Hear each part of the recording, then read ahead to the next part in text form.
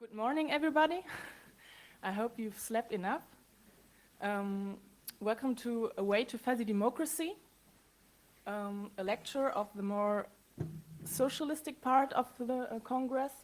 Okay, now you can ask questions later. And maybe first we'll introduce ourselves. My name is Svenja Schröder. I'm a student in Duisburg in Germany, and I study applied communication and media sciences, which is quite interdisciplinary and is a mixture of psychology, sociology, and information sciences. And I'm also working at an informatic institute and at a university in Duisburg. And maybe some words about Christiane. Well, hello. I'm Christiane Rutten, and maybe some of you know me from yesterday. I had another talk about buffer overflows here. And for my background, I studied physics and mathematics in Duisburg. And now I'm earning my living with working journalistic for Heise Security. Maybe you know about it. And, well, I'm particularly interested in all the systematic and all the informational and that fuzzy stuff we're going to talk about, and let's see what we can make about it. And, well, okay, fuzzy democracy, I mean, you will find the term quite nowhere in literature or on the internet, and it's pretty new. I mean, it's about the idea that modern logic, like 1 and 0, is very sharp, and there's an approach in mathematics, it's called fuzzy set theory. This approach is much more, well, there's more like clouds. It's not fixed points, it's more like clouds. And this is quite the idea behind direct democracy as well, because if you think of participation of everyone in the state or in a community, you have a big cloud of people acting, of elements acting in the system, and that's pretty much the idea behind fuzzy mathematics as well, and hence the term fuzzy democracy. Well, okay, our first slide, I mean, this is going to be the introduction for the two-parted speech we are going to hold. And the first part would be best described with the best argument against democracy is a 5-minute conversation with the average voter. Well, I'd like to add something. Yeah, of course. It's not described, it's something for you to think about. And Okay, right. this quote is quite useless if you've heard the first part of the speech, so maybe you find this just as a quote to think about as till we start. Okay. Well, it should pick you into a direction. What's wrong with democracy? If such intelligent people as Winston Churchill are saying these things, I mean.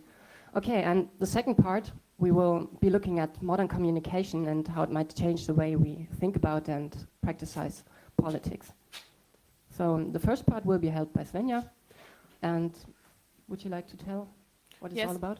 First, we start with an introduction to democracy, about a very brief history of democracy, the idea behind democracy, the obligatory definition of democracy, and so on. Then we'll start to look at the citizens in a state as the center of the democratic process. Then further, we'll look at political participation and frustration. And then we'll look very briefly at the connection between new media and politics.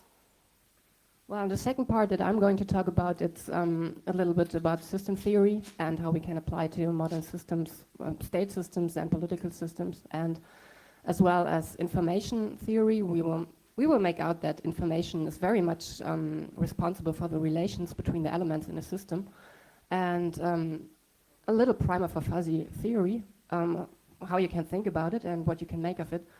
And the end will be a little closer look at some interesting projects that we already have, that are already out there, and how they can be used and how they are implemented right now to make some fuzzy democracy and direct participation.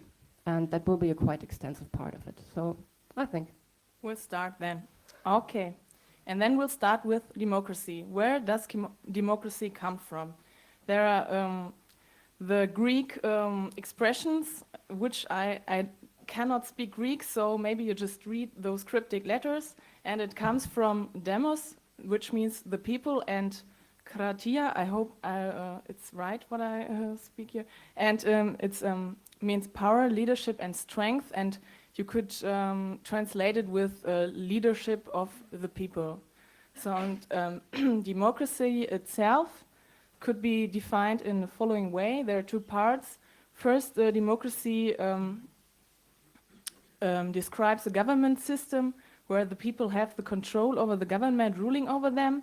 And secondly, it's a more abstract democracy is a decision-making process where all participants have the same influence on the voting outcome. It's like, could be in your, I don't know, kitchen when you sit around the chair and say, around the table and say, okay, what we're going to eat today. 2 say meat, 3 say vegetable. Okay, then you're going to be vegetarians. Okay, and then is democracy equal to democracy? And there are very many forms of democracy, as you can see on this slide.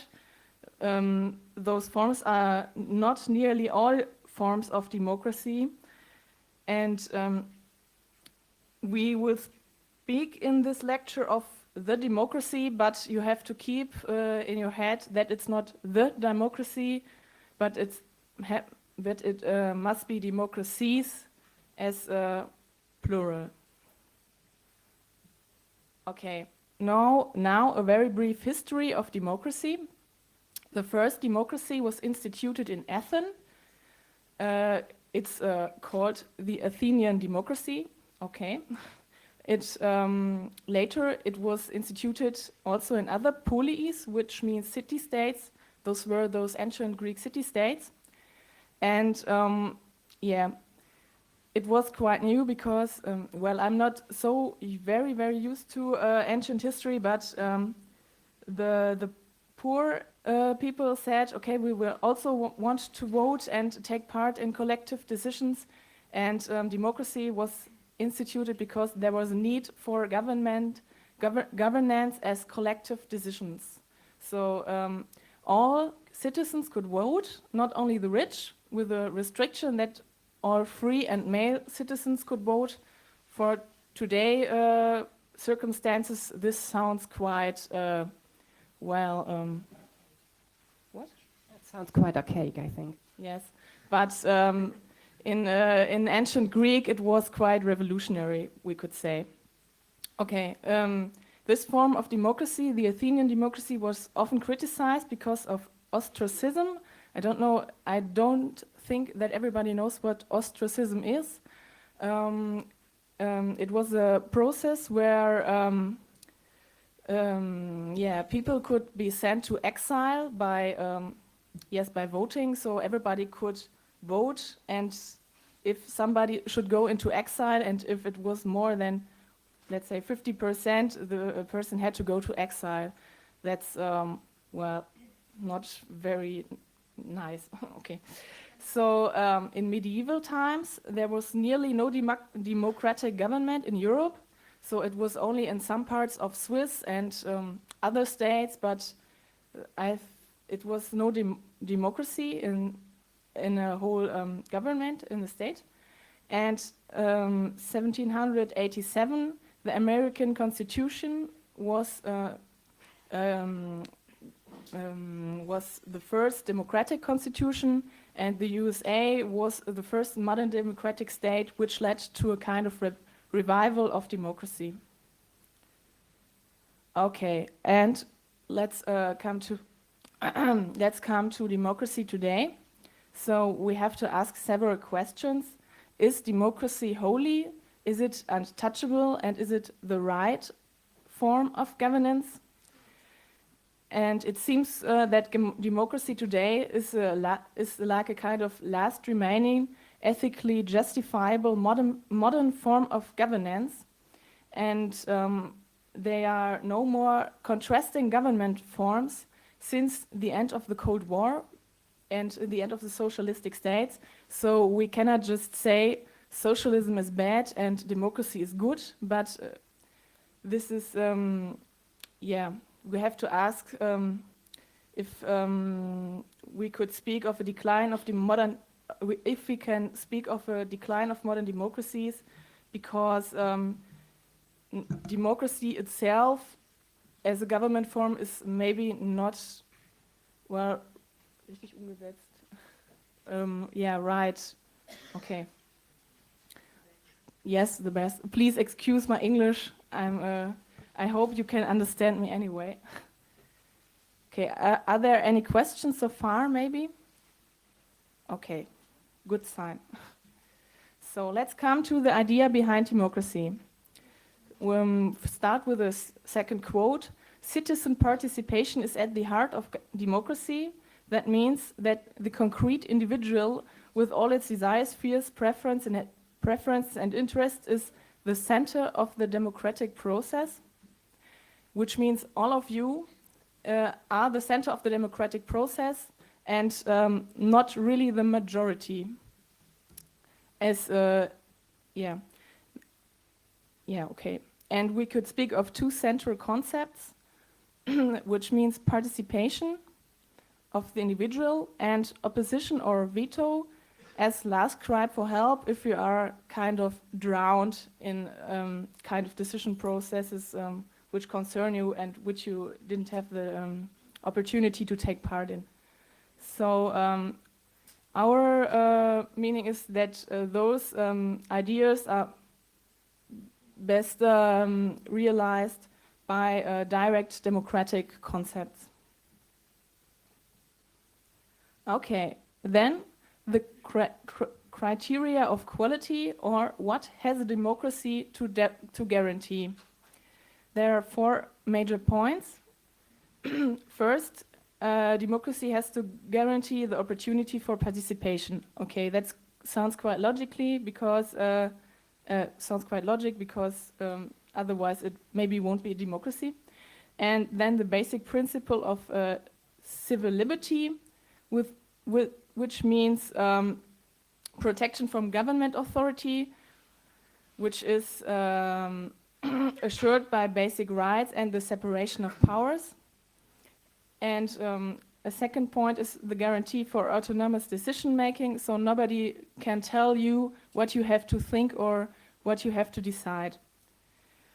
As a third criteria of quality, we have political equality, so that everybody has a fair chance to represent values and interests. I have to drink some Clubmate.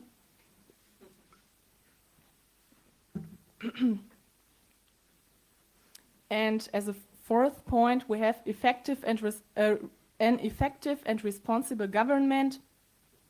And responsible government means that it's responsible for you, and it has to be responsive for your welfare, which means social security, and it has to provide safety. Okay, now we come to criticism at modern democracies. Well, you could criticize modern democracies in several ways. First, we have maybe low level of transparency of political processes. Then maybe the representatives in a representative democracy don't actually represent their voters, which leads to a low trust in politicians concerning their decision making and their competence. Then we've got a lot of corruption affairs, which at least you can read in all of the newspapers, which is also maybe part of lobbyism. And then we've also got shifting of political public into the mass media and politics as banal media events. Maybe the German of you have seen Chancellor Schröder at Wetten, dass. It's a kind of TV show in Germany, and it was the Chancellor sat between all the other prominent people and was kind of political actors as prominent people. Okay, any questions so far? No? Okay. Yes? What? Just a remark. I would say, sorry. Okay. Okay. Just a remark. I think the criticism you Yes. told us is not only criticism of modern democracies, but of all democracies, because being corrupted is human. Lobbyism is human. Mhm. That's always been a problem. Okay, I just let this stand in the room and we could make further discussions at the end of the slide. Thank you. Okay. So we have to ask a question, is democracy wrong? And then we have to say, no, democracy as a concept isn't wrong, but modern democracies need to be improved. So there are three approaches for reforms. There's first the reform of bottom-up communication, which means the communication from the citizen to the state, very shortly, and it means voting or citizen participation and other kinds. Then there's a kind of reform of lateral communication. This means communication between representative actors, and kind of reform of top-down communication, a third point, which means top-down communication means from state to the citizen. And you see, we've underlined the first point. We think that we have to reform bottom-up communication, which means that democracy, or better said, modern democracies need to be democratized. Yes. So we have to get closer to the original idea of democracy, which means we have to institute more direct democratic elements. So a second question is, do modern democracies serve the individual, or do all governmental decisions just serve the majority? And can the individual influence political decisions? So this leads us to the center of the democratic process, the individual or the concrete citizen. So I'll introduce you to the citizens. The citizens, how do they look like? And we can say that there's a kind of cognitive mobilization since the 50s. If you're interested in media, you know since the 50s there is the television, and which means, said, since the 50s there were more informational resources, and which means higher level of education, and the television as a primary information source, which led to increased political skills, generally more interest in political issues, and in a whole you could say this all led to a political sophistication of the citizens. So, citizens have to inform themselves actively, but they cannot be informed about every political issue. You could maybe see it on yourselves. Maybe you know about the issue you're interested in, but if I ask you, okay, what about maybe whale politics? Do you know anything about this? It's just an example. So you have to say, okay, no, I'm not interested in whale politics, but maybe you're all interested in hacker politics or something like that, security. So maybe this was an example. So there's the question if there is whether there is a split into informed and uninformed citizens. Yes, and in a whole we could say today the politically informed citizen is a critical citizen. Okay. So I don't know if you're going to vote in your state or if you participate in demonstrations or something like that, but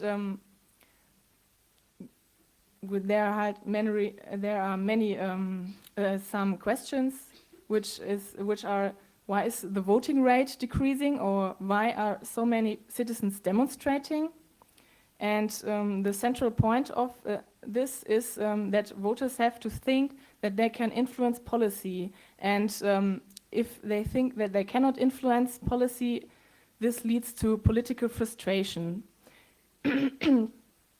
and which means that they feel powerless and not integrated into the political process.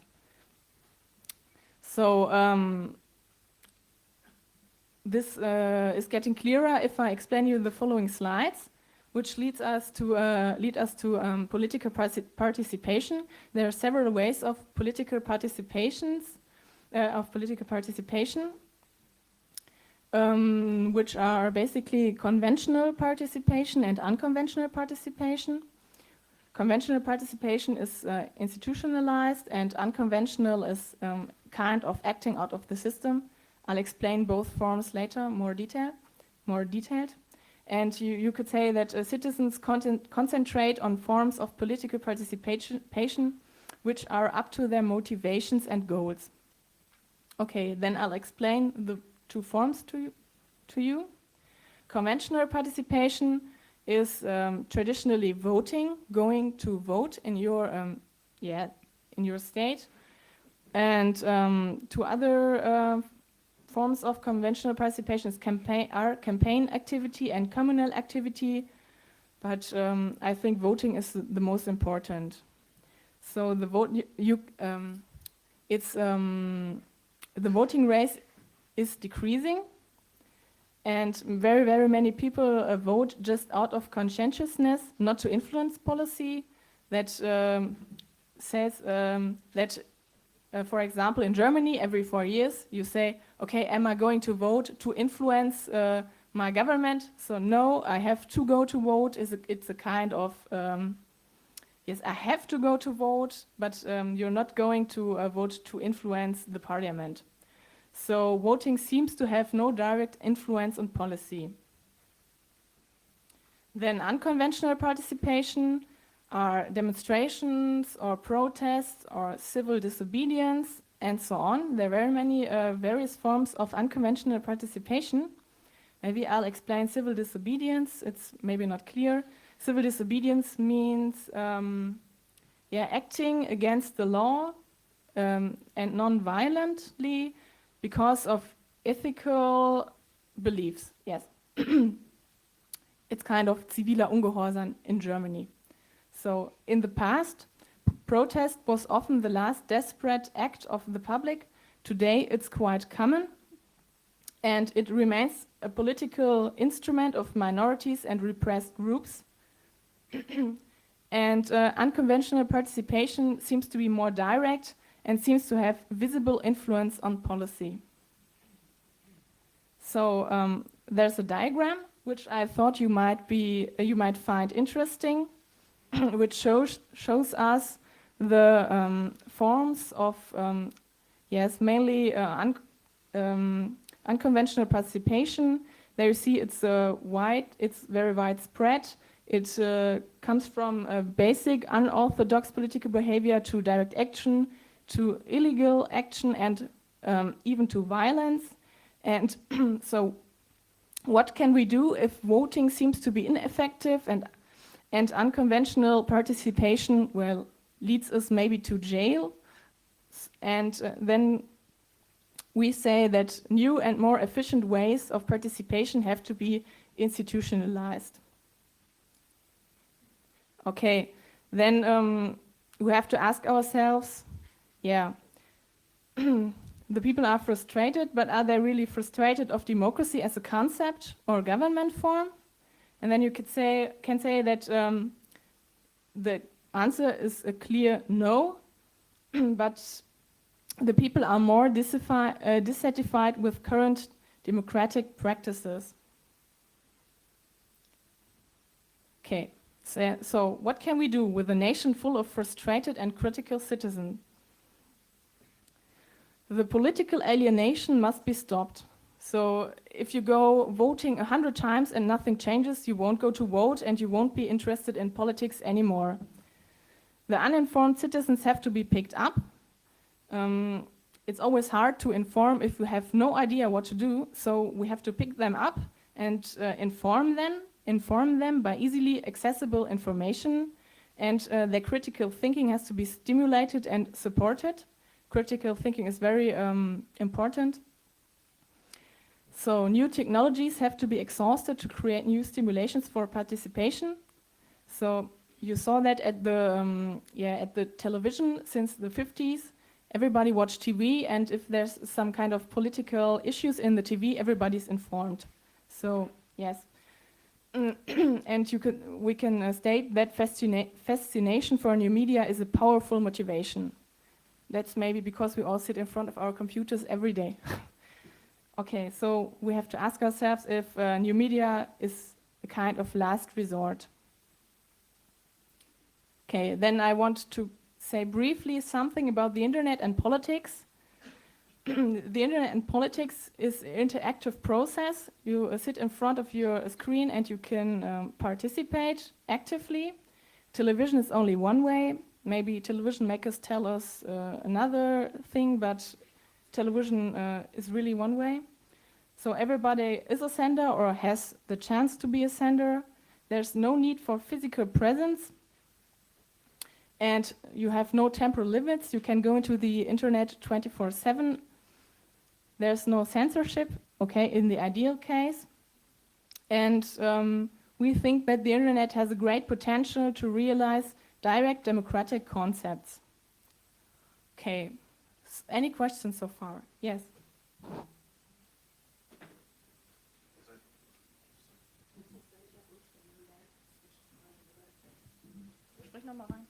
Okay, I think you forgot a very important point concerning the conventional methods of taking part, of participating, joining or founding a known political party. Ah, okay. And I think in Germany we have a very actual, very recent example that it works, the WASG. Yes. Okay, thank you. Okay. Maybe we'll add this later in our slides so that everybody can read this later. Well, I wrote it just down for the discussion afterwards, and I think we will be into that because Okay. it's a very interesting point. Because this is actually what we can do with the technology we have, and it can really aid. So I just wrote it down. It's great. Another thing, don't you think it's a bit naive to believe that since the 50s, the situation, the democratic situation got better? Because today, if I watch TV, I think I'm getting less intelligent because there's so much shit on TV. Yes. And I think the broad mass, and I think the broad mass is getting even less politically informed through Yes. that. And sure, my what is it called? My society, where I act, most people are informed, but the broad mass isn't really. There's. Okay, I'll briefly respond to this because maybe we should discuss really at the end. I noted it. Yeah. We'll go into that at the end. We could everything okay? Okay.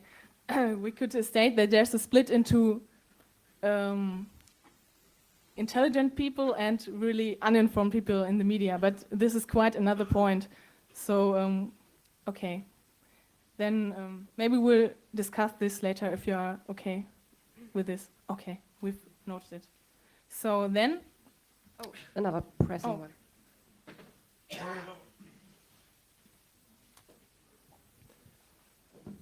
Don't you think that the frustration of the voters comes mainly that, especially in Germany, every important decision, with the one exception of the fall of the wall, has come from the top of the government and not from the bottom of the people?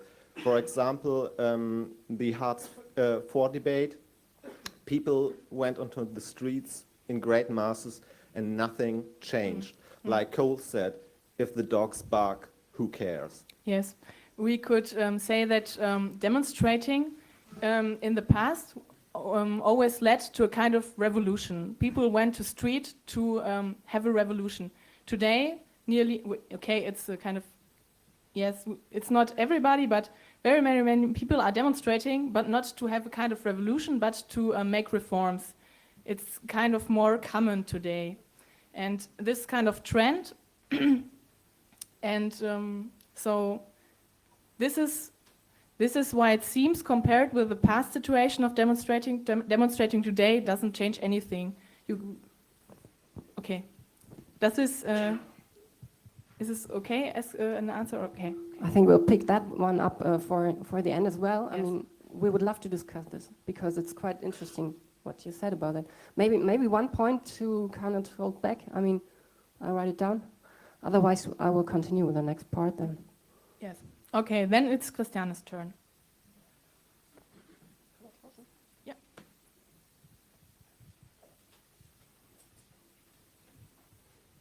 Okay, let's go a little bit into system theory and what we can make of it, because it's quite a universal instrument to think about nearly everything, as we will see. And basically, the idea behind system theory is, like Aristotle said, the whole is more than the sum of its parts. And, well, so let's look what this whole is about. I mean, it's a definition of a system, and a system is a set of elements and their interrelations comprising a whole, such that the whole is more than the sum of its constituents. Well, constituents is just another word for the elements in a system. And there's one thing to note about the elements, because the elements of a system, they are systems as well. And this is more like a recursive definition of a system, but it really works if you think about it. And this whole that Aristotle noted some 2,000 years ago, that forms more in it, that is quite, it's quite a finding, and this is called emergence. And emergence is something like that that cannot be explained by the constituents alone. And it's so the emergence must stem from the interrelations between the constituents. And one word on systemical evolution. And any system to be able to exist must differentiate against the environment. And there's no other opportunity for the system than to interact with other systems. And interestingly, as the constituents are systems as well, this holds true for the constituents. So the other way around, the interaction of any systems will lead to differentiation. It's how it works, and you can see it in any physical system if you think about it. And such you can say that differentiation and systematical interaction, they are like hen and egg. You cannot actually distinguish them.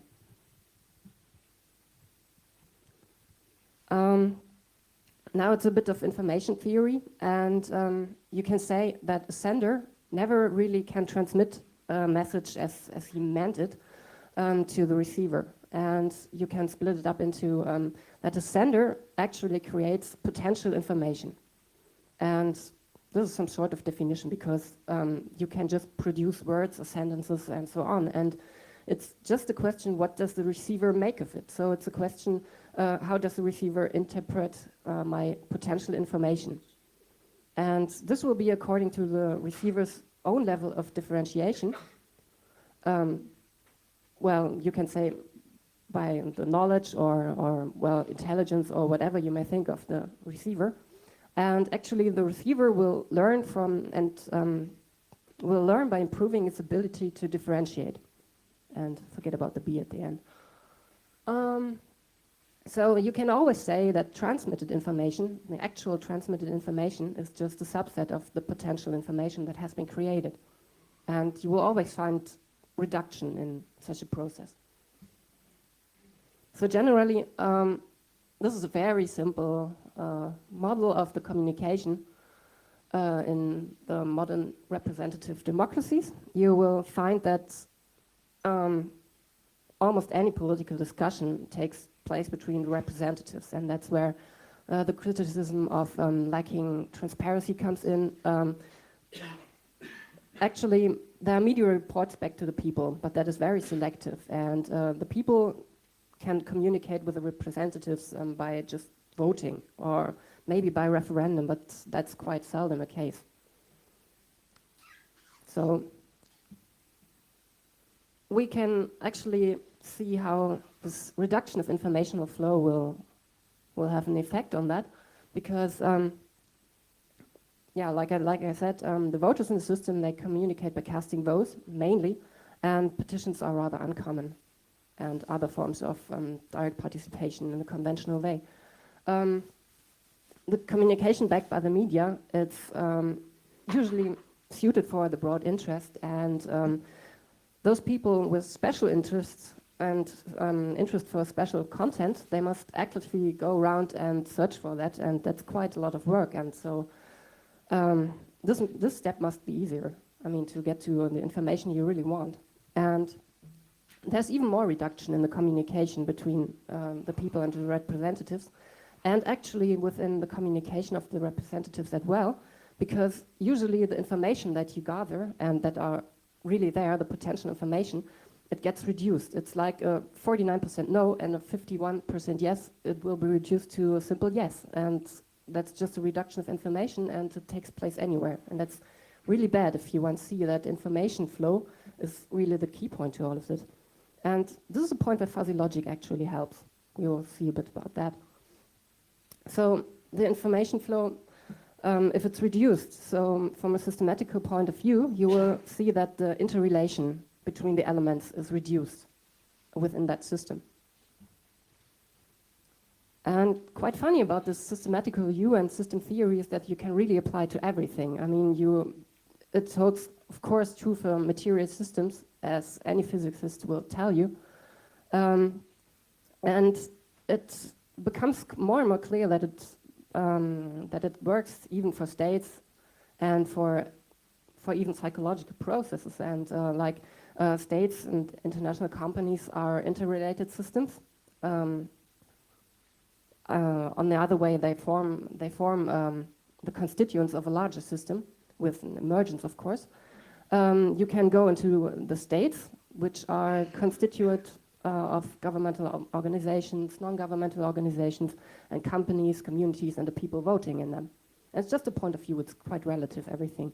And you can go down to political parties, they are constituted of the people in it, and so on. And it goes down to the level of atoms, and doesn't it? Okay, then take that one for, do you want to state something on it? Okay, great. That would be cool.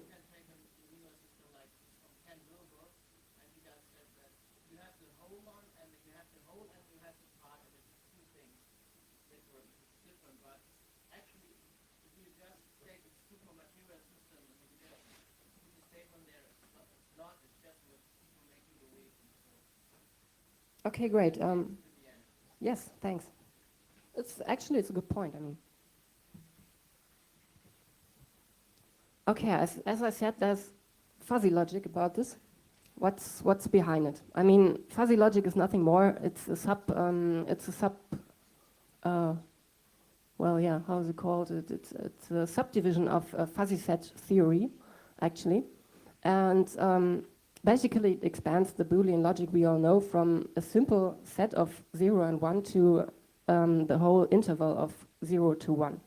So it's a much broader range. And if you think about it, there are so-called norms for relations between the elements in such sets. Like, you cannot really state a human is old or something like that. You will have to be fuzzy about this because some are more old than others and so on. So the Boolean logic usually fails with such problems. And on the other hand, if you have got localized decisions and you want to make sure that only those people who are concerned have a really highly weighted vote on it, you can put such a function as it's right there on the side. You can then just say, if you're very near to Berlin or something like that, you will have a high, well, it's very true that you are near Berlin, so you have high weight in a decision. And by this way, you can construct nearly anything about those relations. And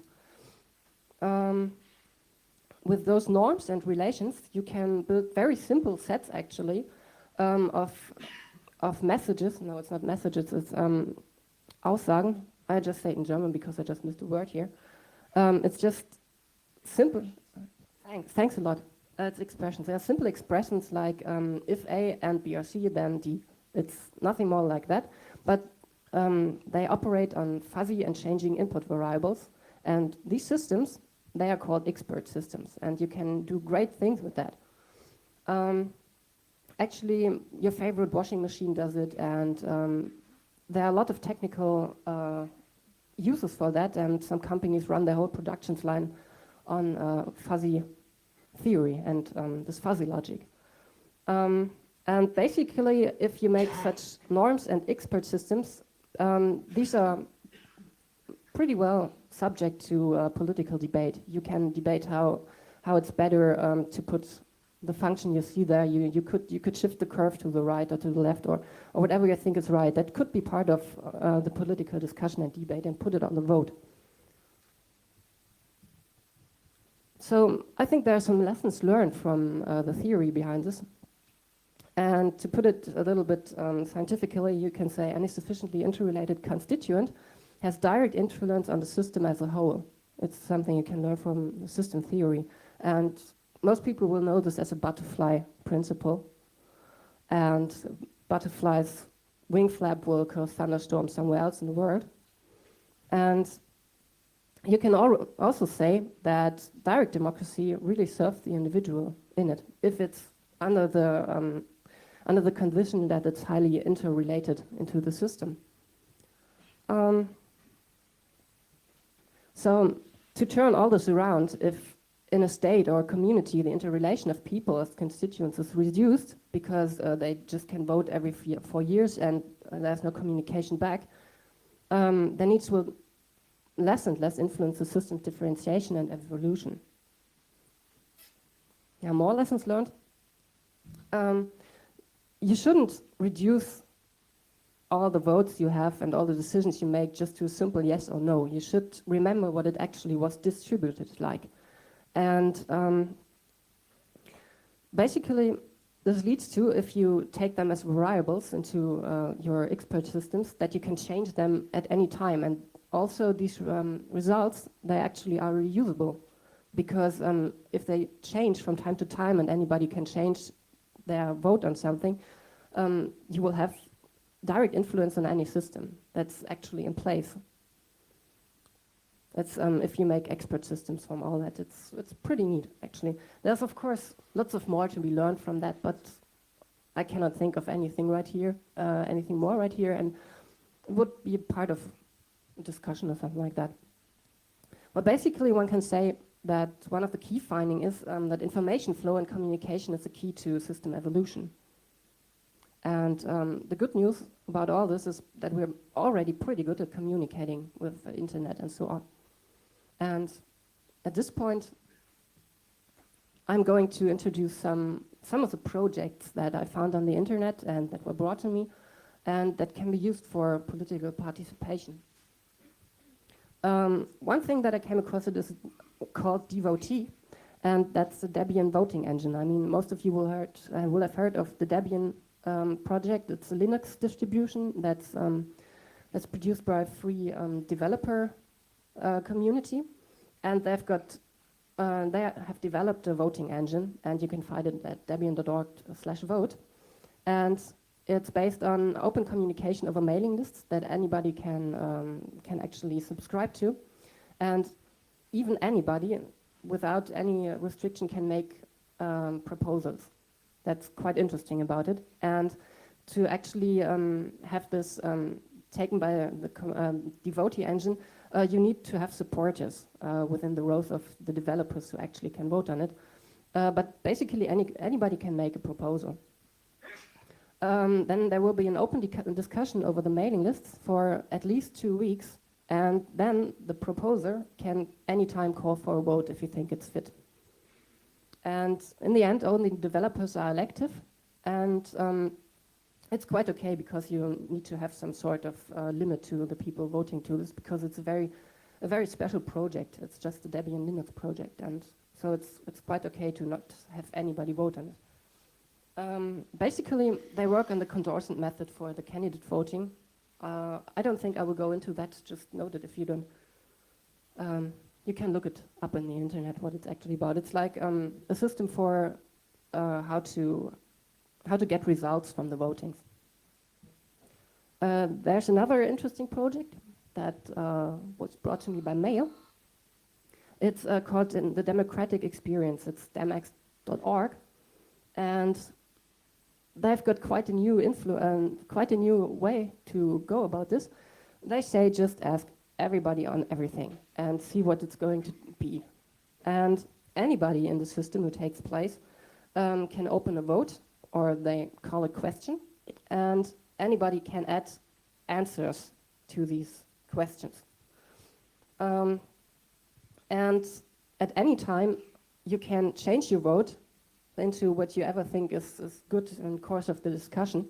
And in the end, you will have a system that is in a flux and that will produce the voting results just as they develop over time. You can see them changing actually.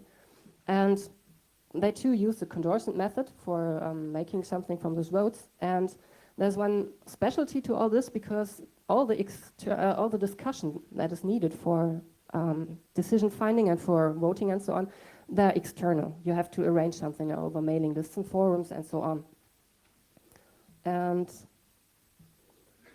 of course, there are much more projects. I just don't have time to search for them, and I don't have all the time to present them right here. There are plugins for PHPBB, and there are really lots of things going on, and it's quite interesting to look at them.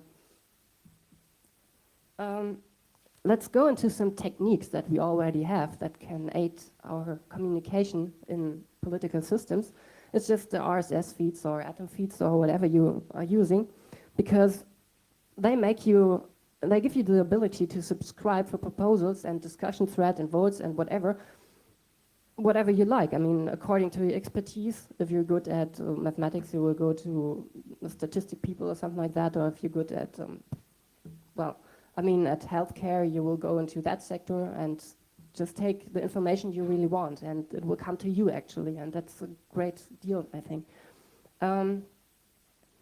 Well, what you need for this is a proper tagging. I mean, usually you just get the RSS feed from a blog and you get everything in, but it needs to be properly tagged so you can actually choose what information comes to you.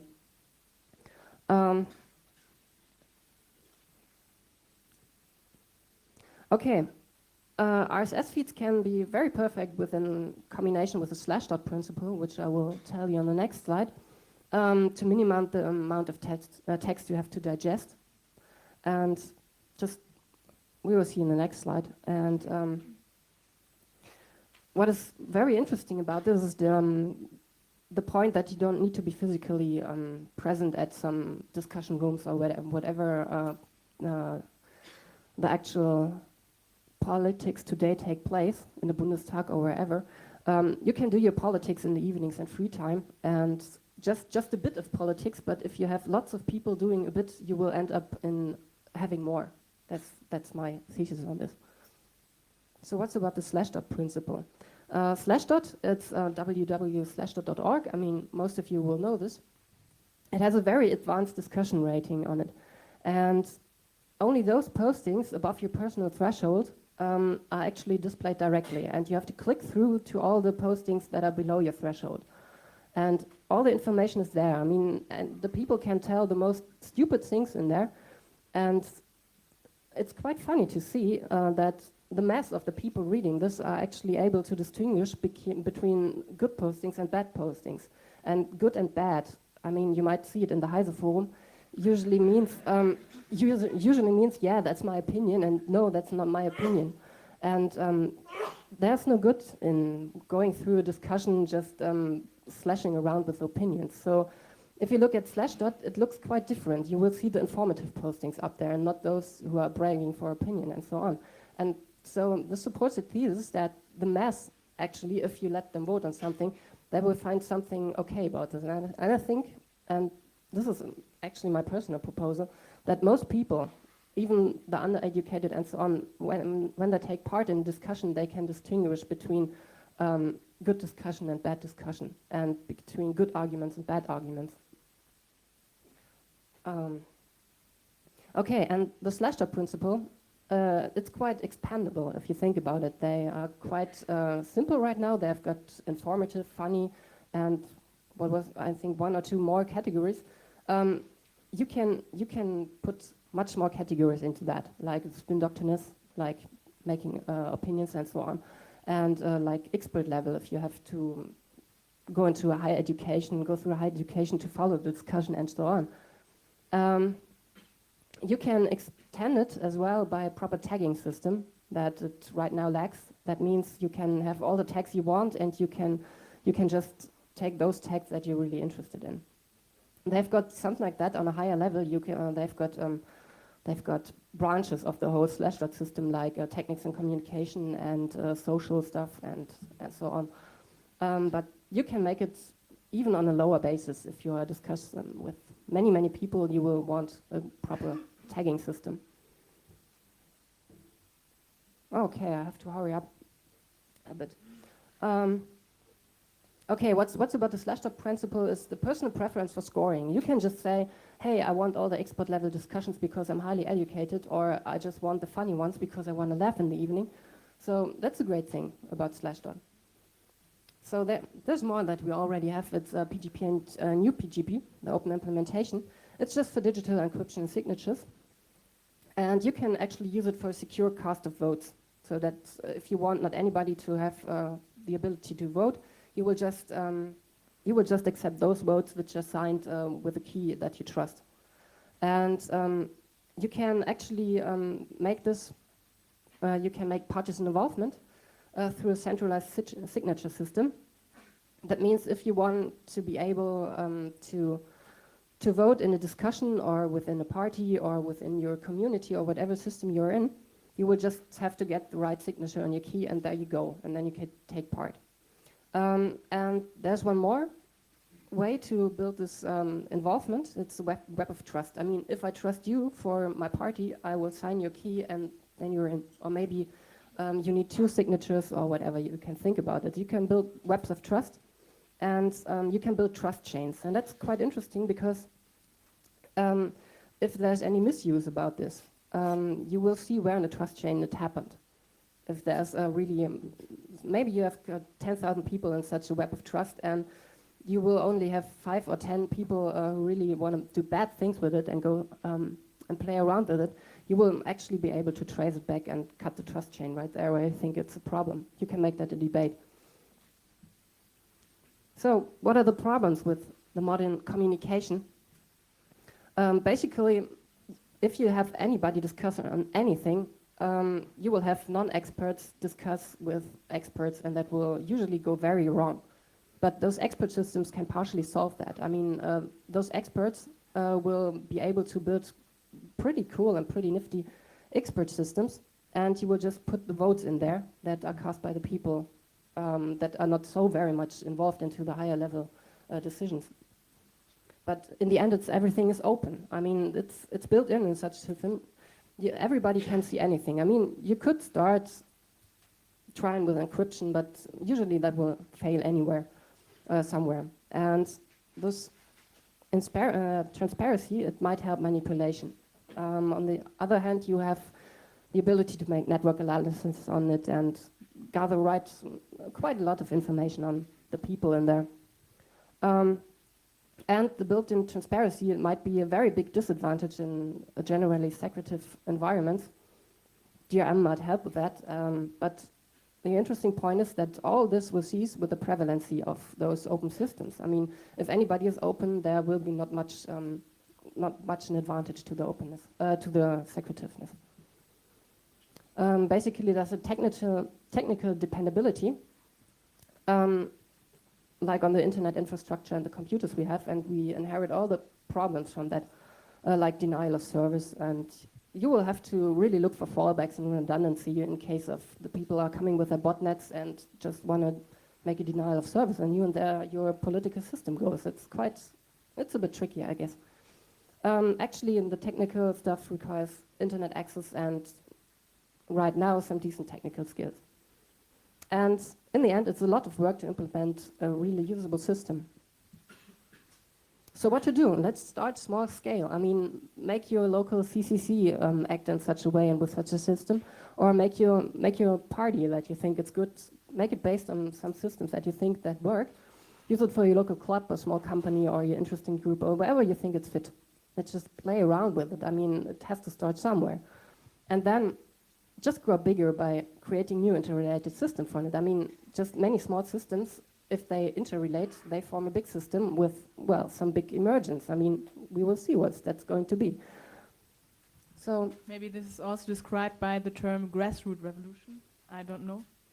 well, and in the end, I would like to say thank you for attending this year. I mean, lots of people here. Thanks a lot for coming. And I've just put here some literature, and you will be able to get these slides from the pages to this talk. And about fuzzy set theory, I mean, and expert system, just ask your favorite search engine or your university about some lectures or something like that. And well, if you would like to stay, we would have time, a little time for discussion. Thanks a lot.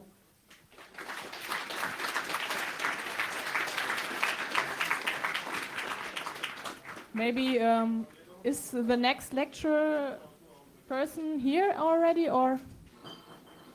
Okay, then maybe we can have a short discussion. So, please. Well, one problem I see with your approach to democracy and fuzzy democracy is demographics in our highly developed countries. We have a very large number of growing old people, and the normal democratic processes don't grasp them really, because the older people get, the more they tend to vote in favor of a status quo.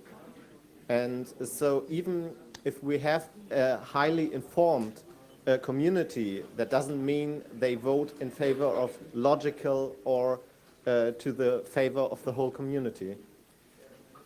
Well, actually, that's a point that I was quite surprised by when you look at Slashdot. There seems to be some emergence from these systems that actually make it work. I mean, it's not really explainable. We have to try it out. It's a good point about this, but And that's also where the old people are also a group of people who have to pick up and for which the government is really responsible. Because the government is not only responsible for your welfare, but it's also responsible for your autonomous decision making, and this means it has to provide information. And maybe it could be there could be courses for old people explaining computers and so on. And this is, we think, also one point where a state is really responsible. But one last comment to the Slashdot community. You have a very specific group of people in Slashdot, and you can just say we have a broad grasp of the whole community as such. It's a very special technical community. There's an approach. You start small with a small interest group, like your local CCC and so on. And if you start small, you will automatically have those people involved who are really interested. And if you make that approach, you would not end up with a system like a whole state suddenly acting on such an open system. Probably wouldn't work. But if you start small, you will just have that like Slashdot. I mean, maybe even sharper. Yes. Okay, I just want to make a quick notice. Yes. I was hoping for more advanced examples, actually. And I just want to bring some more. I want to draw your attention to mysociety.org, which is really very, very important. It's an organization in the UK which are doing great things democracy-wise with the web. For example, pledgebank.com, which you should really know. What? Just have a look at mysociety.org. Great. We are just thankful for these hints, by the way. Yes, and another addition I want to make is the concept of liquid democracy, which is also very important, and we are still looking for a real good technical implementation of this. So Great. that's just 2 remarks. Maybe one more here. I would like to invite anybody, for everybody here who wants to discuss on this or whatever, into the lounge above, maybe in about an hour. If you find time, it would be great to come there. I mean, I will be there.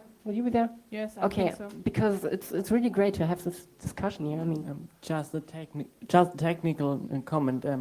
If you use open PGP or something like that for e-voting, my vote will be public and it will not be anonymous. And I think that's a bit of a problem. You can't use PGP for building an e-vote system. Well, maybe you don't have to use your private key. Maybe you can go to your local civil service and get a kind of anonymized key. So, yes, but this is right. There are very, very many. This is one of the big disadvantages in e-voting. So, well, you can, in the end, you can decide if you implement a system, if you make all this information public or not, or if you are going to make it, take it private, so that only the people directly involved can access it. I mean, that's a question of implementation, but in the end, that's just a problem with it. It's the inherent transparency to all this. But in the end, if almost everything is transparent, well, of course, there's a problem to this, but maybe it's more important to have a working democracy. I mean, you have to weigh it. What's more important to you? I think I personally would choose the better democracy in that case. Yes, but it's also important to have an anonymous vote. yes. In the yes, but not with PGP only.